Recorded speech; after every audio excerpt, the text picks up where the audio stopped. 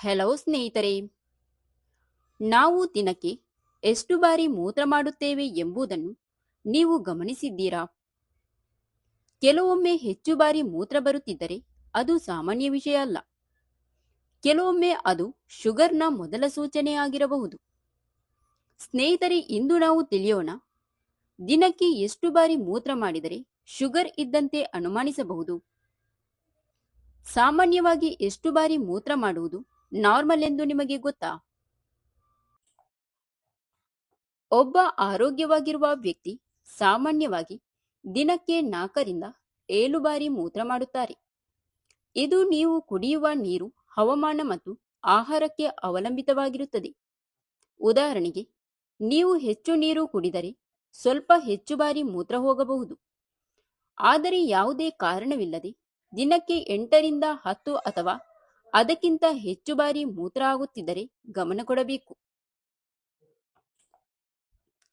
ಸ್ನೇಹಿತರೆ, ಶುಗರ್ ಇದ್ದರೆ ಮೂತ್ರ ಯಾಕೆ ಹೆಚ್ಚು ಬರುತ್ತದೆ? ಅಂದರೆ ಶುಗರ್ ಇರುವವರಲ್ಲಿ ರಕ್ತದಲ್ಲಿ ಗ್ಲೂಕೋಸ್ ಮಟ್ಟ ಹೆಚ್ಚಾಗುತ್ತದೆ.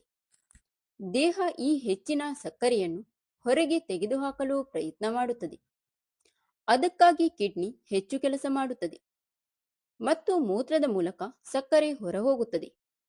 ಅದರ ಕಾರಣಕ್ಕೆ ಮೂತ್ರ ಪದೇ ಪದೇ ಬರುತ್ತದೆ. ರಾತ್ರಿ ಪದೇ ಪದೇ ಮೂತ್ರಕ್ಕೆ ಎದ್ದರೆ ಗಮನಿಸಿ.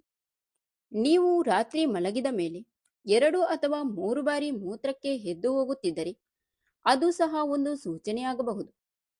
ಸಾಮಾನ್ಯವಾಗಿ ಆರೋಗ್ಯವಾಗಿರುವ ವ್ಯಕ್ತಿಗೆ ಮೂತ್ರ ರಾತ್ರಿ ಒಂದೇ ಬಾರಿ ಅಥವಾ ಬಾರದೇ ಇರಬಹುದು. ಸ್ನೇಹಿತರೆ, ಜೊತೆಗೆ ಇನ್ನೂ ಈ ಲಕ್ಷಣಗಳು ಇದ್ದರೆ ಜಾಗೃತೆಯಾಗಿರಿ. ಮೂತ್ರ ಹೆಚ್ಚು ಬರುತ್ತಿರುವ ಜೊತೆಗೆ ಈ ಲಕ್ಷಣಗಳು ಇದ್ದರೆ ಶುಗರ್ ಪರೀಕ್ಷೆ ಮಾಡಿಸಬೇಕು. ತುಂಬಾ ದಾಹ ಆಗುವುದು, ಪದೇ ಪದೇ ಹಸಿವು ಆಗುವುದು, ದೇಹದಲ್ಲಿ ದುರ್ಬಲತೆ, ತೂಕ ಕಡಿಮೆಯಾಗುವುದು, ಗಾಯಗಳು ನಿಧಾನವಾಗಿ ಕಡಿಮೆಯಾಗುವುದು ಇವು ಡಯಾಬಿಟಿಸ್ನ ಸಾಮಾನ್ಯ ಲಕ್ಷಣಗಳು. ನಿಮಗೆ ಈ ಲಕ್ಷಣಗಳು ಕಂಡರೆ ಭಯಪಡುವ ಅಗತ್ಯ ಇಲ್ಲ. ಒಮ್ಮೆ ರಕ್ತದಲ್ಲಿನ ಶುಗರ್ ಪರೀಕ್ಷೆ ಮಾಡಿಸಿ. ಜೊತೆಗೆ ಕೆಲವು ಸರಳ ನಿಯಮಗಳನ್ನು ಪಾಲಿಸಿ. ಹೆಚ್ಚು ಸಿಹಿ ಪದಾರ್ಥ ಕಡಿಮೆ ಮಾಡುವುದು, ಪ್ರತಿದಿನ ನಡೆದು ವ್ಯಾಯಾಮ ಮಾಡುವುದು, ಆರೋಗ್ಯಕರ ಆಹಾರ ಸೇವಿಸುವುದು, ಸಮಯಕ್ಕೆ ಸರಿಯಾಗಿ ನಿದ್ರೆ ಮಾಡುವುದು ಇವು ಮಾಡಿದರೆ ಶುಗರ್ ನಿಯಂತ್ರಣದಲ್ಲಿ ಇರಬಹುದು. ಹಾಗಾಗಿ ಸ್ನೇಹಿತರೆ, ದಿನಕ್ಕೆ 4ರಿಂದ 7 ಬಾರಿ ಮೂತ್ರ ಮಾಡುವುದು ಸಾಮಾನ್ಯ ವಿಷಯ. ಆದರೆ ಯಾವುದೇ ಕಾರಣವಿಲ್ಲದೆ 8 ಅಥವಾ 10 ಬಾರಿ ಮೂತ್ರ ಬರುತ್ತಿದ್ದರೆ ಅದು ಶುಗರ್ನ ಸೂಚನೆಯಾಗಿರಬಹುದು. ಆದ್ದರಿಂದ ನಿಮ್ಮ ದೇಹ ಕೊಡುವ ಸೂಚನೆಯನ್ನು ಗಮನಿಸಿ ಸಮಯಕ್ಕೆ ಸರಿಯಾಗಿ ಆರೋಗ್ಯ ಪರೀಕ್ಷೆ ಮಾಡಿಸಿಕೊಳ್ಳಿ.